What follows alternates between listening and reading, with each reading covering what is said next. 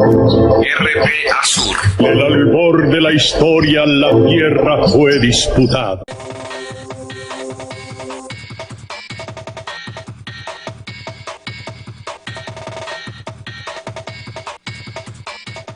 Muy buenas noches a la teleaudiencia de Telesur. El pasado lunes 2 de abril se efectuó de manera unilateral por parte de la FARC, de las Fuerzas Armadas Revolucionarias de Colombia, la liberación de los últimos 10 retenidos uniformados dentro de, el grupo de retenidos que tiene esta guerrilla. Un acontecimiento que quedará en la memoria de millones de colombianos y que también es un punto importante en ese anhelado proceso de paz en el país sudamericano. Sobre eso estaremos hablando y analizando esta noche en la Mesa Redonda Internacional de Telesur. Tengo como invitada a Marina Menéndez Quintero, periodista cubana y subdirectora del periódico Juventud Rebeldes, y también tendré desde Colombia a Carlos Gaviria Díaz, ex magistrado de la Corte Suprema de ese país. Yo les propongo ver un material introductorio y estar de regreso dentro de unos minutos.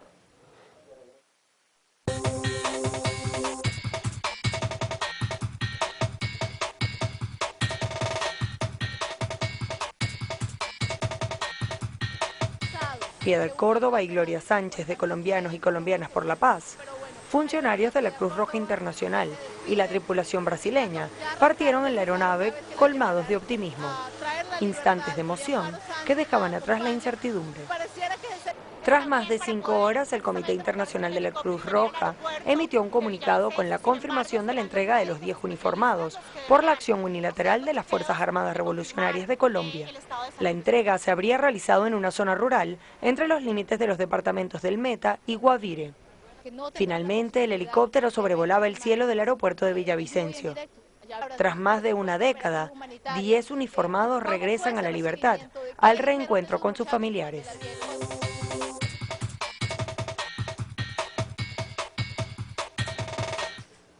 Bueno, Marina, creo que hay que comenzar por la pregunta más lógica, ¿no? Esto viene siendo una de las tantas liberaciones de forma unilateral, creo que es un aspecto importante que realiza la FARC. ¿Responde esto a una estrategia, a una nueva visión de la guerrilla sobre el destino, ¿no?, del conflicto como tal? No, no lo creo, fíjate, esto puede que cada momento tenga sus matices, pero realmente creo que lo que está en el fondo es lo mismo. Yo creo que es un gesto de buena voluntad, como ha sido interpretado por buena parte de la sociedad de Colombia y también por el mundo, en busca de una salida política al conflicto colombiano. Como tú decías, no es la primera liberación unilateral católica. Hubo una liberación unilateral de guerrilleros ya en los tiempos del presidente Samper, unos 70 policías que fueron liberados de modo incondicional por las FARC. Después hubo otra gran también liberación unilateral de oficiales y policías en el año 2001 durante los tiempos de las conversaciones que se mantenían en San Vicente del Caguán en los tiempos del expresidente Andrés Pastrana. Y a lo largo de los años que median desde el 2009 se han producido esta serie de liberaciones unilaterales por pequeños grupos en las que han estado incluidos políticos, como por ejemplo la ex candidata a la vicepresidencia Clara Rojas, la ex diputada Consuelo González, el actual alcalde, por ejemplo, del departamento del Meta, que eran políticos que estaban en poder de las FARC en los últimos años, en un momento en que la guerrilla estaba sobre todo presionando, exigiendo la posibilidad de lo que ellos llamaban un intercambio humanitario, es decir, de un canje que permitiera también la liberación de los guerrilleros y de los presos políticos que están hoy en las cárceles del Estado. Ahora, queda claro entonces, y creo que es una idea que tiene que quedar concretada, ¿no? Esto viene siendo, no se puede decir, como dicen algunos analistas, de que la guerrilla hace esto para forzar a un diálogo, a un proceso de paz, sino que forma parte de una exigencia de diálogo y de paz que viene desde hace muchos años, ¿no? No es forzar, yo creo que precisamente es un gesto para demostrar la voluntad de paz, la voluntad de encontrar una salida política, que claro, no es fácil, porque el hecho de que la guerrilla manifieste voluntad de paz no quiere decir que la guerrilla esté dispuesta a deponer las armas per se. En algunos momentos ese ha sido uno de los obstáculos para lograr esta salida negociada que se está buscando hace tiempo. Te decía, tú sabes que ya hubo un momento de diálogo entre las FARC y el gobierno, como te recordaba, por allá por los años 90 y pico largos, 2001, hasta el 2001-2002, en que asume el presidente, el expresidente Álvaro Uribe, y en los cuales es una conversación que no llegó a ninguna parte, en la que existían diversas mesas de diálogo, donde estaban sobre el tapete también temas importantes para las FARC, temas donde se reflejaban las aspiraciones de la sociedad a que aspiraba la guerrilla. Por ejemplo, el reparto de la tierra, educación, es decir, y por parte del gobierno también ha existido después la exigencia, cuando digo el gobierno digo según la administración que esté en el momento, la exigencia de un desarme incondicional que la guerrilla no ha aceptado ni va a aceptar. Sí, sobre eso quiero hablar contigo ahorita, pero ahora, este proceso de liberaciones va acompañado también de ciertas peticiones que hace la guerrilla, el propio gobierno, ¿no? Sobre todo con respecto a los presos que están, o sea, los presos de la guerrilla que están en las cárceles. Mira, te decía, en un momento determinado, cuando a partir del año 2001 se inicia la retención de los políticos de alto calibre que estuvieron en poder de las FARC y que ya todos han sido liberados, se estaba en la búsqueda, como te decía, del intercambio humanitario, del canje que permitiera liberar a algunos de los guerrilleros presos o que han sido extraditados a Estados Unidos. No hay que olvidar al comandante Simón Trinidad y a la compañera Sonia, que fueron extraditados a Estados Unidos durante el gobierno de Álvaro Uribe, y que hoy se cuentan, según un comunicado firmado por los propios presos políticos, así firmaron ese comunicado que fue dado a conocer hace algunas semanas, sumarían unos 9.000, si mal no recuerdo, en todo el país, según ellos, y que están en las cárceles del Estado. Algunos, como recordaba también el actual jefe de la FARC, Timoleón, el comandante Timoleón, condenados incluso a 50 y 60 años de cárcel. Así y que hoy cadena perpetua, ¿no? Virtualmente. Claro. Aunque no ha sido un condicionamiento, hoy está sobre el tablero la solicitud también por parte de los prisioneros políticos de una comisión de verificación que pueda comprobar el estado en que viven estos presos que hoy, como te decía, conviven con los reos comunes. En esta carta se quejan, por ejemplo, de hacinamiento, que es una realidad realmente casi cotidiana en las cárceles de América Latina, de malas condiciones para la atención de salud, etcétera.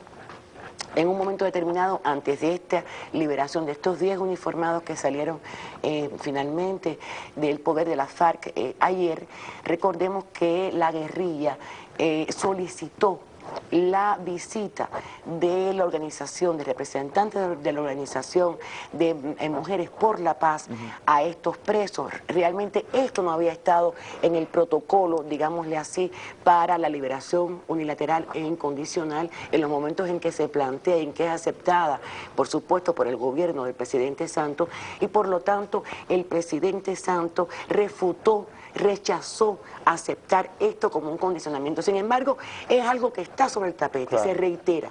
En esta carta que te decía que el comandante Timoleón envió una carta abierta en los últimos días también a una de las representantes de la organización de familiares de los presos. Que no ha tenido mucha difusión, Marina, ¿no? Casi ninguna. Es que a mí me llama la atención con respecto a este conflicto de la FARC, que hay tanta falta de memoria histórica, tanto desconocimiento, o sea, se silencia tantas cosas, porque por ejemplo, ahora mismo esto de las liberaciones parece algo tan novedoso y sin embargo nos acabas de recordar que viene desde hace años, ¿no? Desde hace años, así es, así es. Te iba a decir que en esta carta abierta, Timoleón también reitera la disposición de paz, la disposición de diálogo, pero también se deja entender de que no va a haber una rendición incondicional de la guerrilla, por supuesto, y también se recuerda el caso de los presos políticos que están hoy, como te decía, pues pagando largas condenas, incluso creo que algunos también sin proceso político, y para quienes ellos también pues exigen al menos mejores condiciones o alguna posibilidad de liberación. Decía Timoleón en esta carta, no debería de haber militares, policías, no debería de haber guerrilleros, estamos en busca de una sociedad más democrática, pero van a correr mejor suerte estos policías, estos uniformados que vamos a liberar, que los desaparecidos que persisten. Hoy también es una realidad que persisten los asesinatos, las matanzas, más que las desapariciones, las matanzas tremenda en Colombia.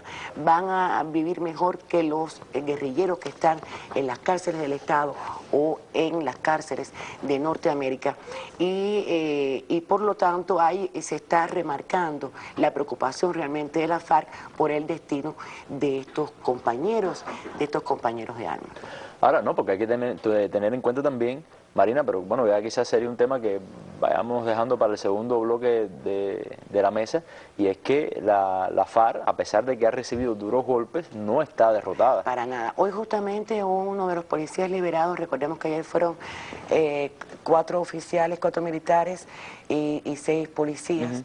Decía justamente que la guerrilla, dice, él ha tenido sus problemas, pero no está derrotada. Él está refiriéndose desde luego a los duros golpes que realmente ha recibido la FARC con la muerte, el asesinato de Raúl Reyes, primero en el año 2008, después la muerte natural de su líder histórico, Manuel Marulanda, en las montañas de Colombia, luego el asesinato de Alfonso Cano también, muerto en combate. Pero una cosa que quiero dejar pendiente para la próxima, para el próximo momento, y es que lo trascendental, Oliver, de estos momentos no es tanto esta liberación como el compromiso asumido por la guerrilla de que no va a continuar con la retención económica, como ellos le llaman, el secuestro extorsivo, como le dicen, de la otra parte, como práctica de lucha. Vamos a pasar al segundo momento de la mesa redonda, ante un momento de corte, y estamos de regreso dentro de unos minutos.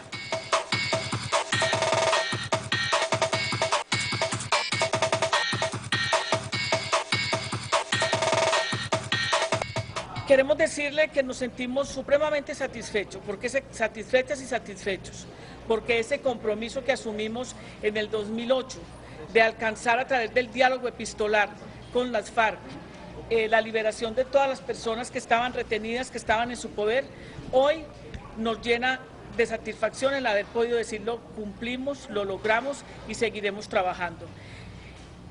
Demostrar que es muy importante, yo creo que es lo que tenemos que resaltar en el día de hoy, que el diálogo, que además ha sido aceptado tanto por las FARC como el ELN, como una manera, como una ventana hacia la salida política y negociada, y también hacia la libertad, sigue siendo el instrumento más importante, y sobre todo un esfuerzo y un compromiso que nosotros nos hemos hecho es insistir y convencer a quienes están seguramente pensando que la única posibilidad es la guerra, que la única posibilidad es la salida militar.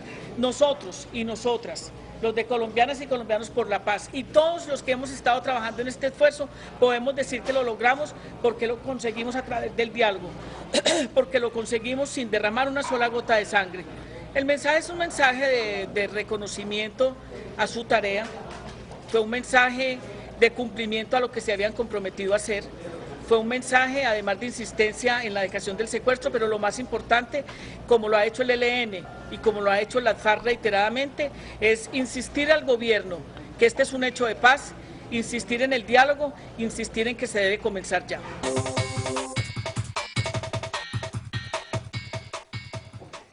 Bueno, veíamos las declaraciones de Piedad Córdoba, ex senadora colombiana, y bueno, ahora una de las representantes de Colombianos y Colombianas por la Paz. Como le decía al principio a los amigos televidentes, tenemos vía satélite desde Colombia a Carlos Gaviria Díaz, ex magistrado de la Corte Suprema de Colombia, a quien le damos las muy buenas noches, Gaviria.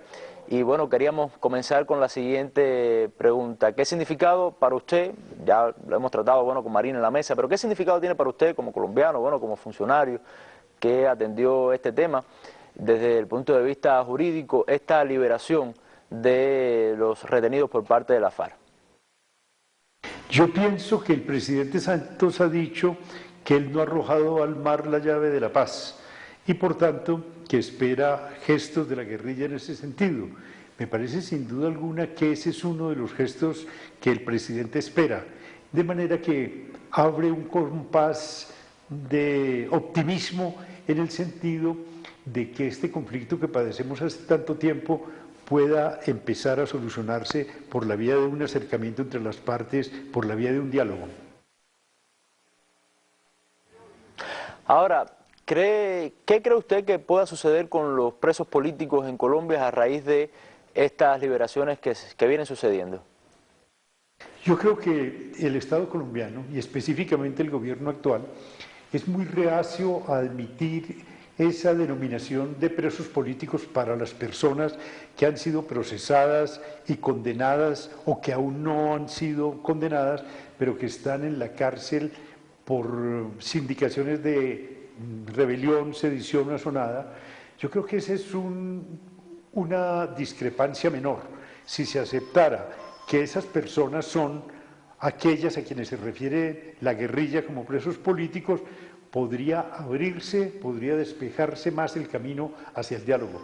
Yo creo que en este momento las reticencias de tipo semántico pueden perjudicar un proceso que podría ponernos a los colombianos en una situación de optimismo que ya casi no conocemos.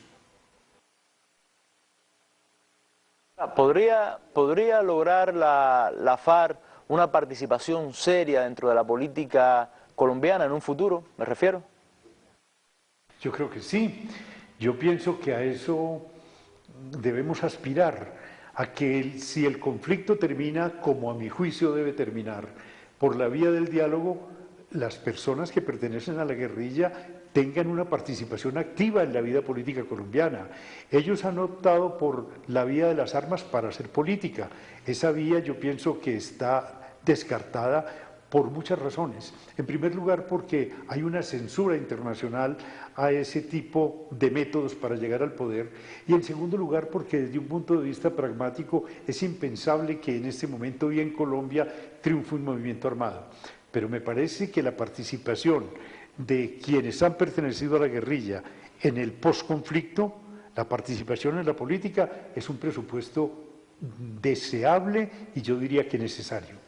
Por habernos acompañado esta noche aquí en la Mesa Redonda Internacional de Telesur. Ahora, Marina, de alguna manera se puede decir que la pelota viene como quedando en estos momentos de la parte del gobierno. ¿Cómo se puede valorar la respuesta del gobierno a este proceso? Para muchos analistas, este último gesto de buena voluntad que debíamos puntualizar ha puesto en libertad a los 10 últimos uniformados que quedaban en poder de las FARC.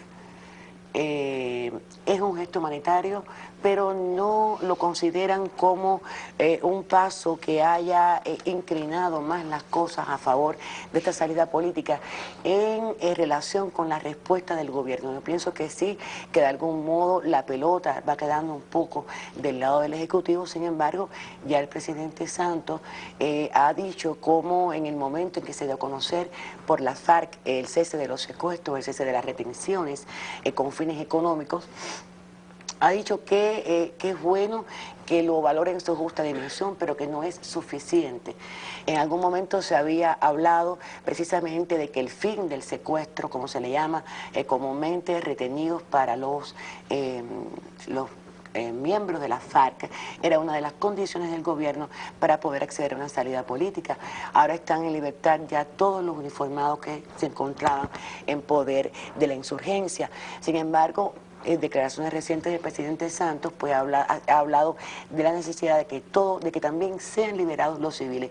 Yo no tengo fuentes fidedignas realmente para dar una cifra, pero según ONGs que han estado hablando sobre el tema en los últimos días, han hablado de unos 405 civiles todavía en poder de las FARC. Lo cierto es que se sigue dilatando, pienso, aún el tránsito a abocar a Colombia más cerca de la salida política.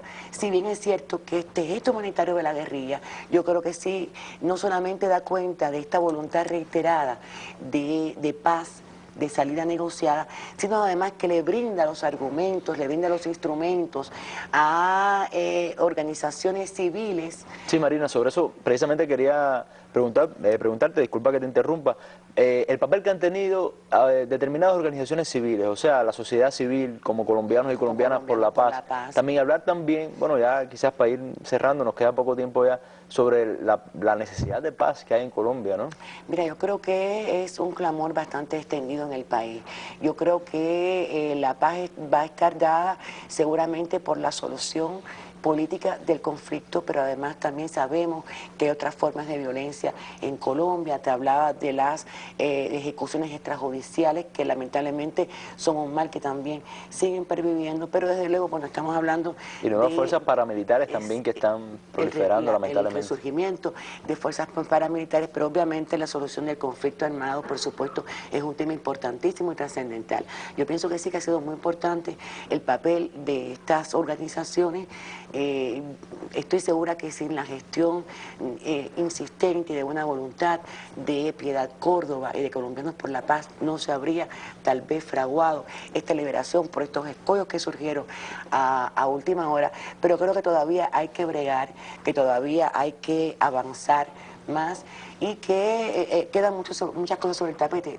Por ejemplo, el colega que hace un momento participaba en la mesa, sí, hablaba de la posibilidad de la participación de la guerrilla, digamos, hipotéticamente, una vez desmovilizada o no.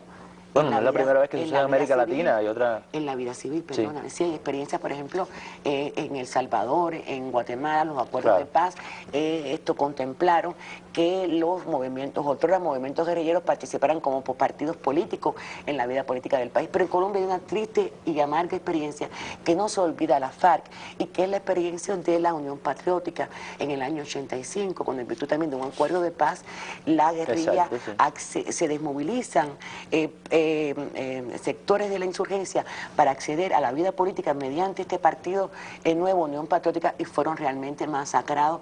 Algunos incluso lo calificaron como de genocidio, la manera en que se persiguió a los, no solamente miembros, sino incluso a los aspirantes presidenciales de Unión Patriótica. Esto es algo que está en la memoria histórica. Es un argumento de la FARC, ¿no? También para por supuesto, tendría que haber también garantías, por supuesto, para la FARC, para la guerrilla y no será, por supuesto, una cosa fácil, pero bueno, pienso que sí, que de algún modo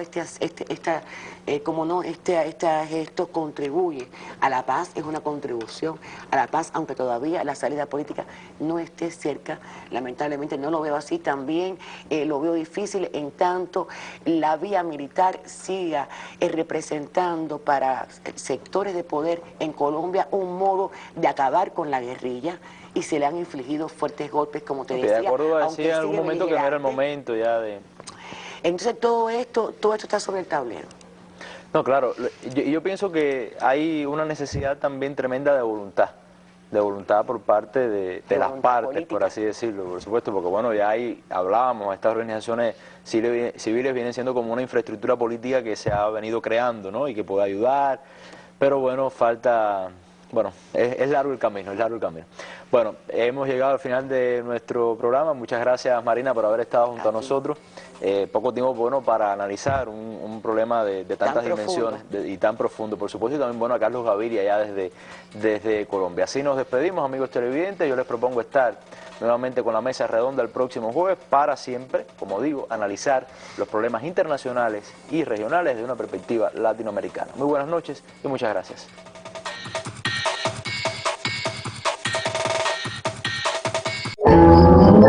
RP Azur. El albor de la historia, la tierra fue disputada.